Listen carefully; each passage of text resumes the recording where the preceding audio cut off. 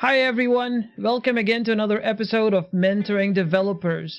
This is a podcast for you and a YouTube show if you are interested in learning how to be a developer, or if you want to get ahead in your field and you're not sure, come to the right place. Today I have a special guest all the way from the UK, Rob Joseph. Rob, how are you? I'm very good. Thank you very much for having me. Oh, thank you so much for taking the time out and spending the time with us. There is something very interesting in your story, something to do with the opportunity to join a startup company at its initial phase that you passed on to do freelancing. And then later on, you could have made a lot of money. So tell us about that. Sure. So I guess I should start by saying that I started my kind of freelance developer journey in 2012. And at the same time, I was releasing apps to build portfolio. So I was just building apps and releasing them on the Play Store. And one of them did pretty well. And it got a lot of traction, and it got a lot of kind of news websites and whatnot were writing about it. And I got an email one day in my inbox from a guy who was like, I used to work at Google. I've seen your app. It's pretty cool. I'm thinking of starting a startup. There's me and a guy from Yahoo and a guy from somewhere else. I think there was 4 of them. And they were like, if you were in San Francisco, which obviously I'm not, I was in London. They were like, if you're in San Francisco, we would love to have you on board. So I was like, all right, cool. That sounds really interesting. So I went to San Francisco to basically meet them and find out kind of what it was about. And so I met them, and the guy was like, he was super cool. And he basically said to me, we don't really know what we want to build. We want to build something to do with notifications, which you obviously know about because one of the apps that I had at the time was to do with notifications. And he was like, if you were here, then we would love to work with you. That was it. It wasn't like a formal, move here and we'll pay you and all that kind of stuff. It was a startup, right? So it was like, if you happen to be here, then you could be in. So I was, okay, cool.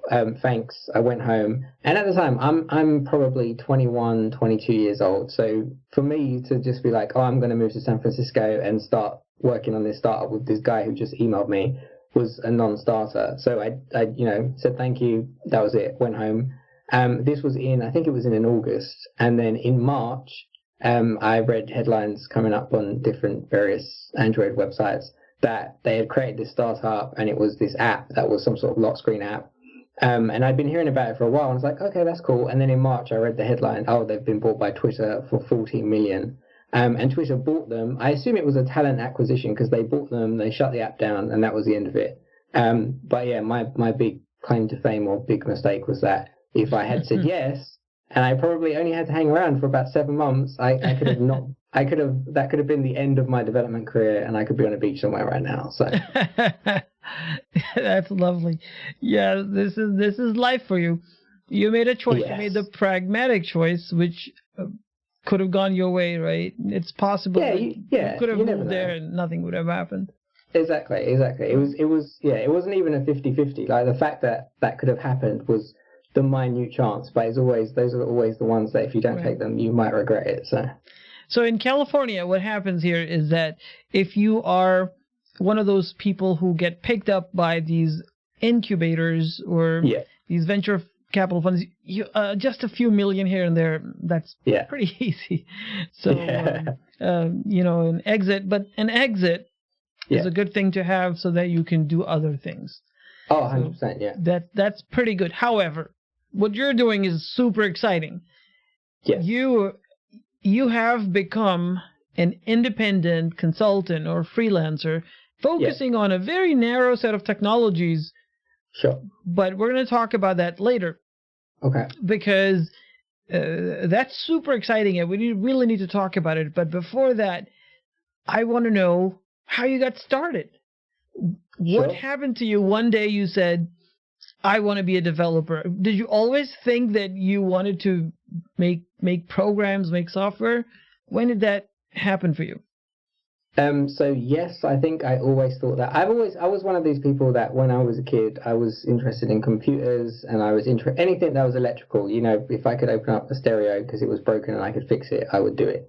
And then I think probably, so here it would be in sixth form. I think stateside it's probably middle school or beyond that a little bit. So probably like 14, 15, 16 years old. I had some programming classes which were teaching Pascal or, not terrible, old programming languages, right? And that got me really interested in the fact that I could basically build stuff that would work just from stuff that I coded. So I knew from then that this is probably the direction that I want to go in if I want to work with computers. So I did A-levels, which would kind of be, I think, the equivalent of finishing college, and then university, I did a computer science degree. And one of the things that I really didn't like about the computer science degree, it was very, very little programming and lots of theory and business and data structures and all these kind of things. So when I finished that, I didn't really know programming, which is what I wanted to learn. But I managed to get a job as an IT consultant, which was basically working on different projects, mostly to do with support, so tech support for websites, building. They taught me C# a little bit, so I built some programs in C#. I had to maintain a program that was written in Visual Basic 6, so I imagine most of the people watching this will have no idea what that is, but again, another ancient programming language that I was maintaining in 2011, so it wasn't that long ago. Right. But in my spare time, I got an Android phone, and I was like, okay, this is cool. And I decided that I wanted to build stuff for it just for fun. So I started learning Java again, started learning how to build Android apps, built terrible, terrible Android apps. Just scrolling a list would take 60 seconds because I had no idea what I was doing. But I kind of liked it. So I started building apps for myself, which were apps that I wanted to use.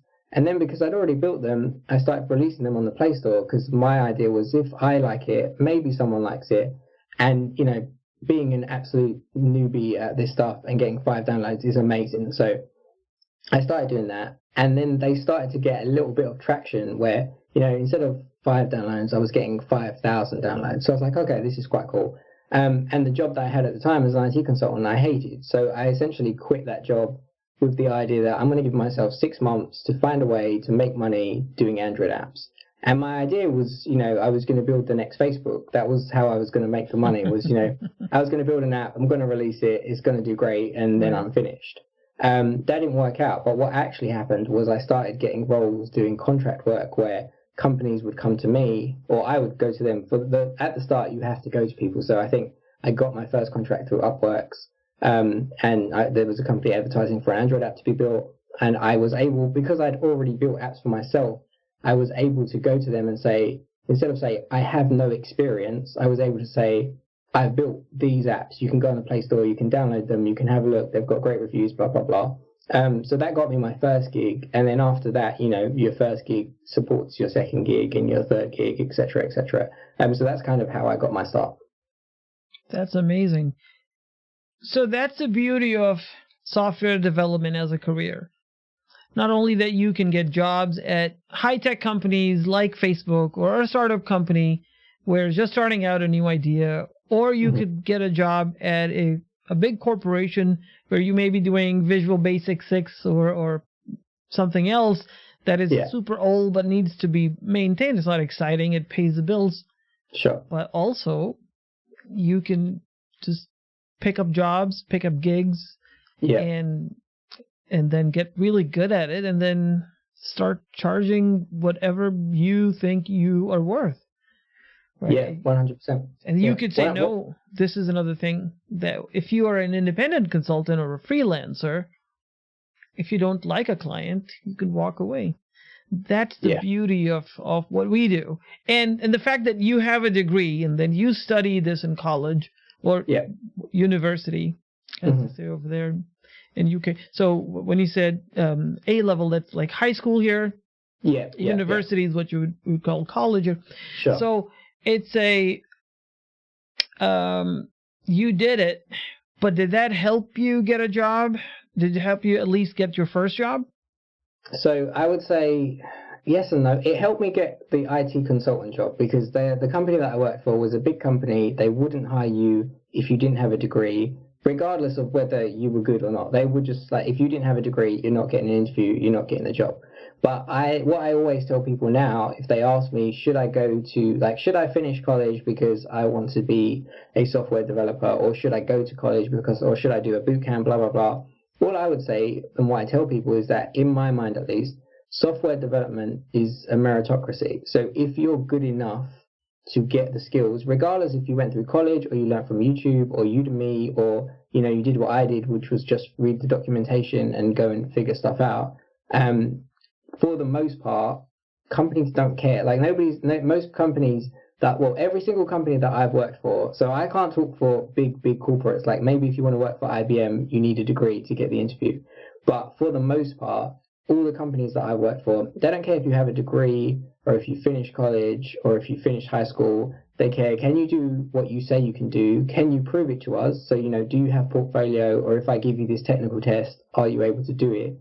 And aside from that, like I've conducted interviews for companies that I've worked with to help them hire people that are going to be working on my team.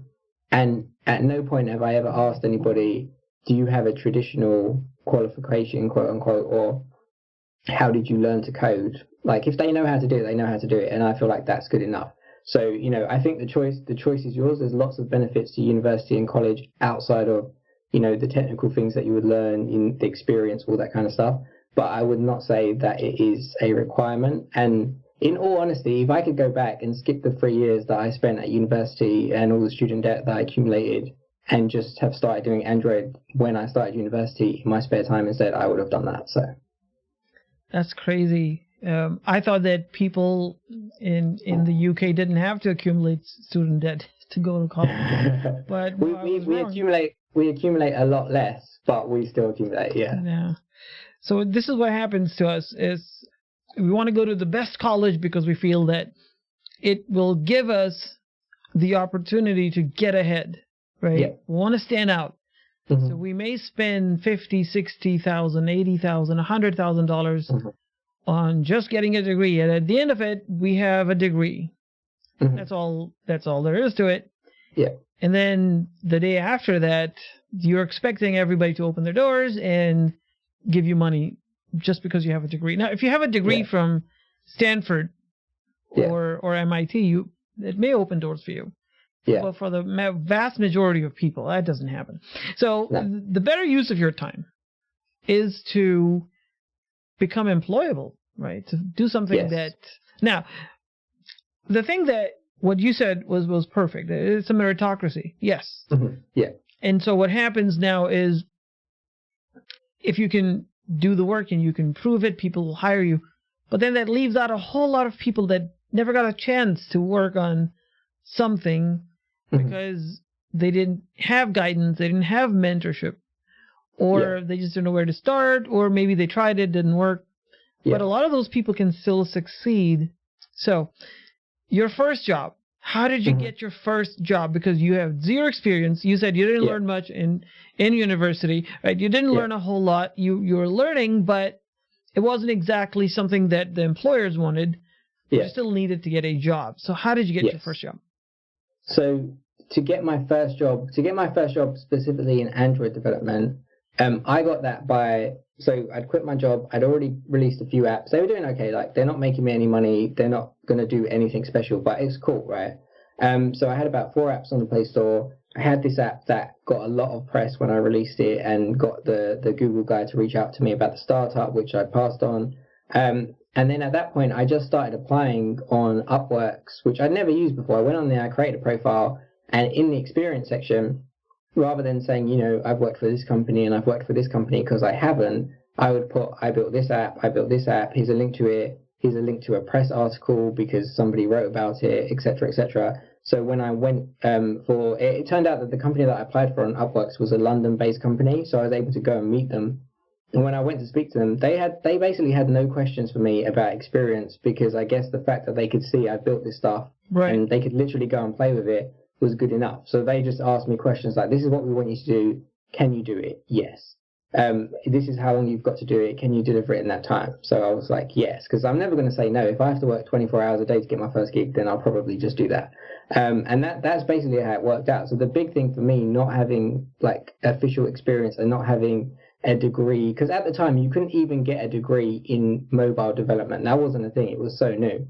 So I couldn't even say to them like, oh, I have a computer science degree in mobile development, because it wasn't a thing. But the fact that I was able to say to them, I do have experience, here it is, it's just not, quote unquote official, was good enough. And that's basically how I got my first job. Yeah, that's exactly right. You're never going to be able to get a certification or a degree that will keep you at the edge of technology, right? Because it takes time to develop these courses. People who are teaching you, they have to know it. And they're always going to be behind the technology trend. So if you want to be ahead of the curve, you have to be a trailblazer. And one of the ways you did that was by making apps. That's fantastic. And you're releasing it. Not just making it on your own computer, but you released it. Yeah. And releasing things, that is another thing that is appreciated. Yeah. If you can finish something, because there are lots of things that you would have encountered only after going through the release process. 100%. There was also the factor that a lot of people, even now, on their job specs, they want a candidate that's been through the whole release process. So they don't just want somebody that knows how to write the code.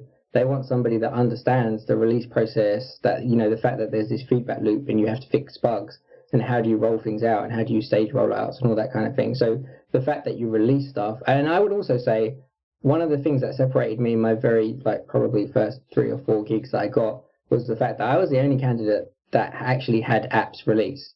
Nobody else had apps. They had apps that they could say, I worked for this company, but they didn't have anything that was like, I built this whole thing from scratch, I released it, it's on the Play Store, I maintain it, etc., etc. So it makes a big difference. And the thing that I like about that is then it doesn't matter if you're an Android developer, an iOS developer, web developer, you can still build stuff and release it. Like, there's nobody telling you can't do it.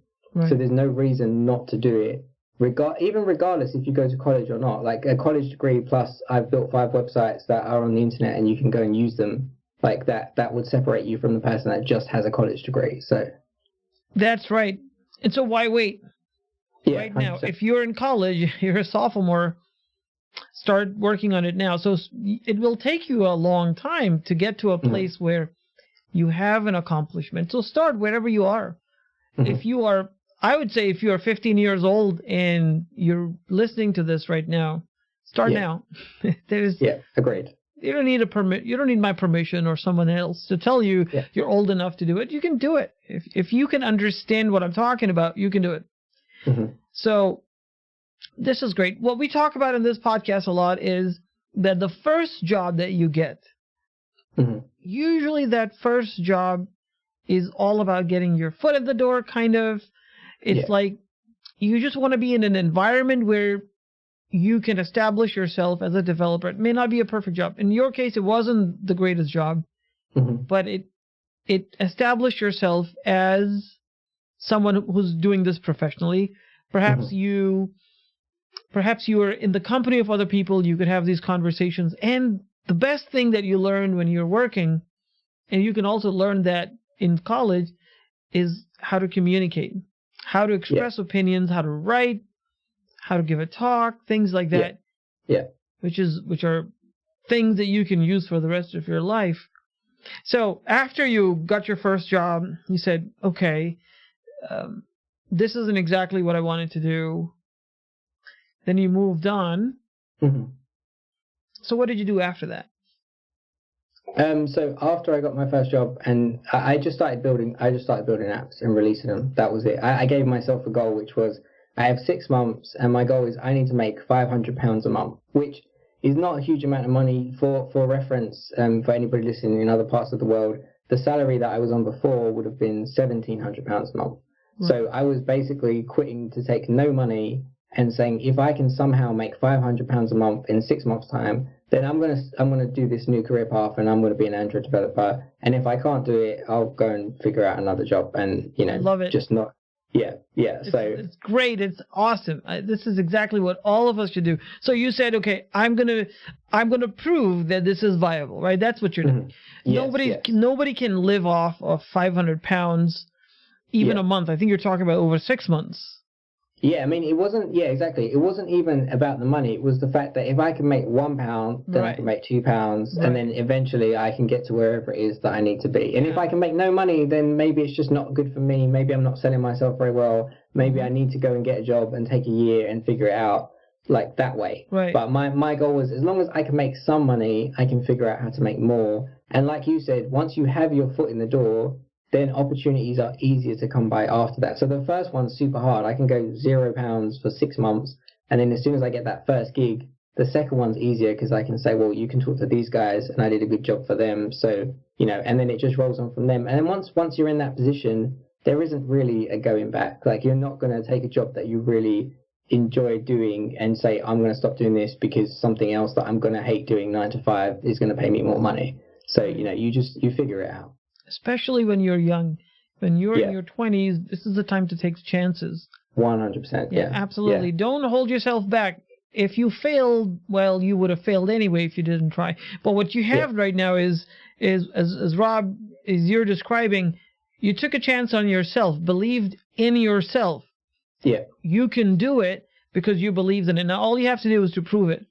Prove to yourself that this is viable. Now, any amount of money, £500 or £100 or whatever it is, if you can make it, then you can scale it. Exactly. If you spend this much effort to get this far, but maybe you can do it in a different way. So it just proves it. I love it. Because then you just double down on it. Is that what you did? So you said, I'm an Android developer. That is my brand now. Yeah, 100%. Like, after that first one, I was like, right, this is it. I've got somebody's actually paying me to do something that I learned how to do in my spare time. So that's it. I'm an Android developer. And then, what? It's like, once you have a job title, even if it's in your head, that's all you see. So then you start seeing opportunities that you might have not seen before, because you're like, well, I'm not really sure. Am I this, or am I this, or am I, something else? But I was like, I'm an Android developer, and that was 2012, and it's 2020, and I'm still an Android developer. So that's great. Now, it could have happened that maybe you could have become a Windows app developer.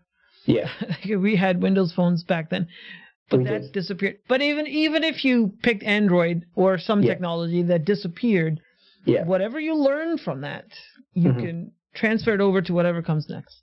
100%. Like, if I had. Yeah, never lose. There's no such thing as bad experience when it comes to software. That's the other thing that's good about software development, is not only is this a meritocracy, but whatever you learn. If I done Windows phones and Windows phones disappeared, I could still take everything I learned minus the very specific parts to building a Windows phone app, and I could take it to Android apps, or I could take it to iOS apps, or I could take it somewhere else. Because there's so many things around software development, and I would say the easiest thing to learn is the language, and the hardest thing to learn is everything around that. How do you think about building stuff? How do you put things together? How do you make them scale? All of those things are universal, and because languages change all the time. Like, I was doing Visual Basic 6 in 2011, and then I was doing Java, and now as an Android developer, I'm doing Kotlin. And, if Android goes away, I'm going to be doing something else. But all of my experience doesn't just disappear because it's very specific to one thing. Right. And I would also say that a lot of the developers that I worked with early on, the senior developers,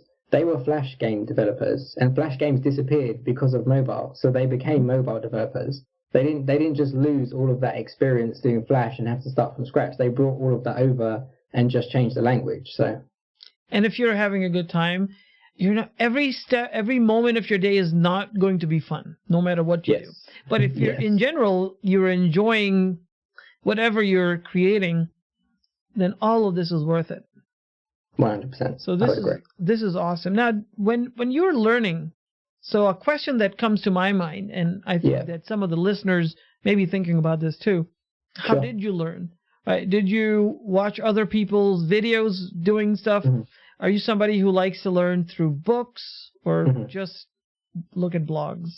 So it's changed over the years. When I started, my thing was I like to learn through doing. So I just I couldn't do tutorials. What I would do is I'd have an idea in my head. I want to build this app, and then I'd break it down into parts. So, if I want to build this part, I have to learn how to do this. I'd go and find a tutorial online somewhere that shows you how to do this, and then I'd just try and figure out how to get it to this very specific implementation that I want. So a lot of it was kind of trial and error. But then again, through that, you learn things that you didn't mean to learn, because if I just tried to learn very specific, narrow thing, I wouldn't have made mistakes and learned, don't do this, but this thing that you shouldn't do is probably useful in this other situation. Now, one of the things that I really like is, I still learn through doing. That's the best way that I find to learn. But YouTube is a great resource, which I think it probably was in 2011, but it wasn't super on my radar. But now if I want to know how to do something, I can go to YouTube, I can type in exactly what I want, and somebody's giving a tutorial about how to do it, and then I can go and take that and figure out how to use it in the specific way that I want. Yeah, there are so many resources now. Yeah. When I started software development, there was not a lot that was available. Most people learn through books, and I love reading books. So, and I think books are still very useful because they are comprehensive, right? They're reference materials. However, they're out of date almost all the time. All the time, yeah. But then again, so are the YouTube videos. Like whoever's posting a tutorial on a YouTube video today, in 6 months' time, some part of that is now different. Yeah. Like that's the nature of software development. And that's where tinkering comes in. So when you say learn by doing, and you're going to learn something from a book or a YouTube video or maybe even a blog, and you'll try to do the same thing, and invariably something will go wrong because something changed. A framework changed, a library changed. And now you have to figure it out. And this is one of the hardest things in software. However, persist, and you may be able to find answers. Sometimes it takes hours, days, sometimes weeks to solve these problems. Yeah. In real life as well, not just when you're learning. Like even getting paid as a professional, sometimes it takes hours, days, or weeks to figure out usually what ends up to be the smallest, minute, really stupid, this comma was in the wrong place kind of thing. But again, like once you've learned that once, you're not going to make that mistake again. So you learn through doing. Yeah. So that's what happens in software. You've gone to sort of what I consider an alternative path. Instead of going into a big company and going up through the ranks and doing whatever is needed, and then moving up and maybe not retiring, but going to a very high position in that company. That's usually how people think about their careers. But you've decided to take the reins of your career, as we so to speak, and then you are now going out and getting your project. So two questions come to my mind. One is, how do you get your projects? I know you got your first project from a company that was lucky, right? It could have been in Thailand, and you wouldn't have that chance to be in an office. But in this case, you got your first break. Good. Yeah. But now you have to continually generate leads. Yeah. So that you have a pipeline, and if you're working by yourself, that's going to be very hard to get your sales going as well as actually performing. How do you manage that? So most of the work, I would say one of the things that I feel like is a misconception about freelancing is that, in my mind at least, there's two types of freelancers, which is traditional kind of, I go and find clients, they give me money, I build something, I give it to them at a certain point of time. And in between, I do whatever I want, right? If I want to go to Thailand and work from a beach, I can do that. And then the other kind of freelancing is contract work, which is a company brings you in to say, be part of this team, help us build this product for 3 months, 6 months, and then they pay you as you go. What I do primarily is contract work. So I found the first project, which was that kind of go and build us this app, give it to us when it's done, don't talk to us in between. And then after that, I started applying for contract roles the same way you would apply for a job. So I was able to say I worked for this company because I just finished working for them doing their project. I was able to say I had all these apps I'd already built, and I managed to get a contract job. And then after you've got one, the way that I get my gigs now is I basically just leverage recruiters. So you use LinkedIn, make sure your profile's up to date, make sure your CV's good. As soon as I change my status on LinkedIn from working for a company to this role is now finished, you suddenly get 10 recruiters will email me and say, hey Rob, got this role here, I've got this role here, I've got this role here, are you interested in any of those? And that's basically how I find work. There's been a few occasions where I found work through word of mouth. So I've done work for somebody else needs work done. But the primary way that I do it is just leveraging recruiters, because it's their job to find people roles, including contract roles. And they're inclined to want to help you find a role because they get paid when you find a role. And also it makes it much easier because then I don't have to go out and do this whole sales pitch of, hire me. Mm-hmm. They're able to, essentially they do the sales pitch for you, And then all I have to do is when I go to the interview, I have to present that I actually know what I'm talking about, and I know I can do the job that they want me to do. And then, as long as you can get that across in the interview, then you're golden. Yeah, that's good. And that happens here in the US as well. Sure. What I've noticed is that a lot of times companies hesitate, especially large companies hesitate to hire independent freelancers. Yeah. They'd rather work with their official vendors, or they would want to hire you. So it happens very frequently where they might say, okay, we'll hire you, but if we like you, you have to actually join us as an employee, as a full-time employee, and not be an independent contractor. So how did you manage to stay independent? Is that easy over there, or is it something that you had to fight for? I never had to fight for it. I would say it's fairly easy, but I think it's mostly I would say it's how do you want to live, right? The way that like I do contract work, I'm doing it because I enjoy building Android apps. I'm not doing it because I get paid loads of money and I want to be rich. So the way that I like traveling. So my thing is I used to take a gig, it's 3 months, or let's say it's 6 months. So I'll take that gig for 6 months and then I'll go travel for 6 months. And the company, like, because the contract's only 6 months, at the end of that 6 months, you have the opportunity to say, I would like to stay. They have the opportunity to say, we would like to keep you, but neither of you are obliged to say, I have to stay.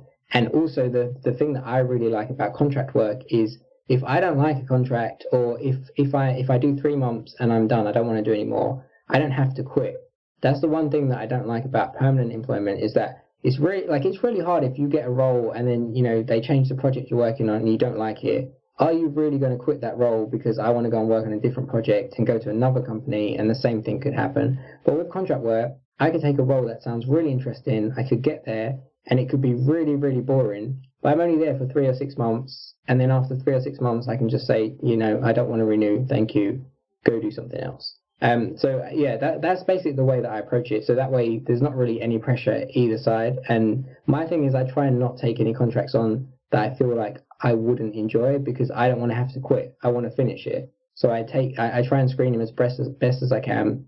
If I like them, I do it. If it's not what I thought it was, it's not a long time that I have to spend there before I'm done, and both sides are happy because I did the work they wanted, and I get to go and do something else now. That's a very good point. And I'm glad that you were able to do that. In my experience, what happens a lot of times, at least here in the States, is that that's not always possible to do unless you're in a very specific location. Now, I think things have become easier since the pandemic, because now everybody's remote, so then it wouldn't matter where you lived. But back if you lived in the rural areas like you are right now, it would be hard for you to find jobs. So I think that's one positive, at least, of this situation. Definitely. Yeah. So that's great, and so I best of luck to you. The last question I wanted to ask you, because I think people are going to be thinking about it. The first question we already asked. The second question is, what's your long-term future? Is this exactly what you want to do? 10 years from now, you're going to be doing exactly the same thing? Or this is a path or a process for you, and you see yourself in a different place a few years down the line? That's a really good question. I think primarily, speaking about this and thinking about it most recently, I enjoy building Android apps, and I imagine when Android goes away, there'll be something else, and I'll enjoy building that too. So it's definitely what I want to do. I think the way that I want to do it might change slightly, where I think I'm less inclined to want to take contract work, where it's, you work Monday to Friday between these times, and you're kind of like an employee, but not quite. I think the thing that I would enjoy most going forward, and I think what I'm going to try and push for, is project-based work. So you give me a project, you want me to build you an app, this is how much it costs, deliver it in 3 months, and in 3 months I give you the app. And in between, if I want to go to Thailand and work from a beach, or if I want to go to the gym at 11 o'clock in the morning and take an hour off and then come back and work later, I can do that. But as a whole, what I'm doing now is what I enjoy to do. So the manner of how I do it might change slightly, but the actual work is what I want to continue to do. Yeah, this is fantastic. You're not thinking of going into management or hiring people? I am trying to stay as far away from that as possible. I've worked, the benefit also of being a contractor is you get to work really closely with management in other places, because as soon as you go in, if you're quite senior as a developer, you kind of get treated as a kind of managerial sort of position. So I've kind of seen how that works. And the amount of coding that I do in a role now is probably 90% coding, 10% meetings. If I went the managerial route, from what I've seen, it's probably 70% meetings and 30% coding. So that is definitely not something that I want to do. And as long as, really, I think as long as it's financially viable for me to not have to do that, I would absolutely rather just be in front of a computer and coding. That's good. If you're enjoying it, you're having a good time, why stop? Yeah. That's great. Okay. So this has been a really, really, really good conversation with Rob Joseph, who's a freelance Android developer out in the UK, and he is killing it. That's awesome.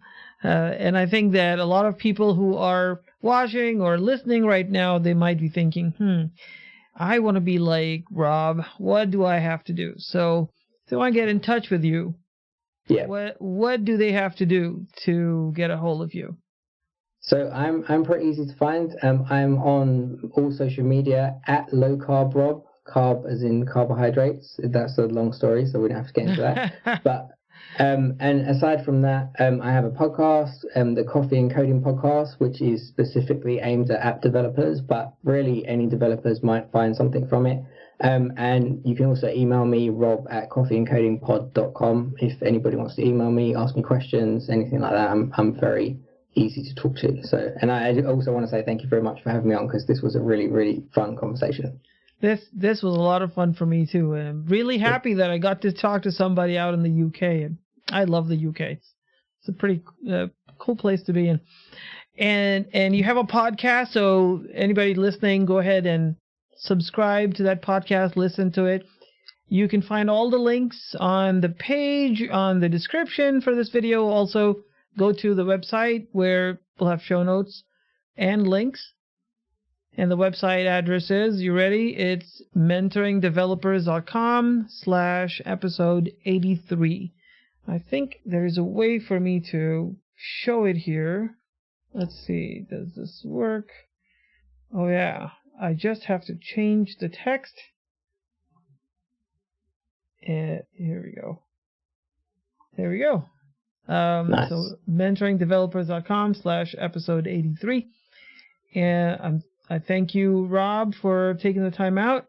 And anybody who's listening, if you want to send me a message, ask me a question, go ahead and email me at us@mentoringdevelopers.com, or you can tweet at mentoringdevs. All the links and everything is on the screen. Okay. Rob, it's great having you. Thank you. Thank you very much. Bye, everyone.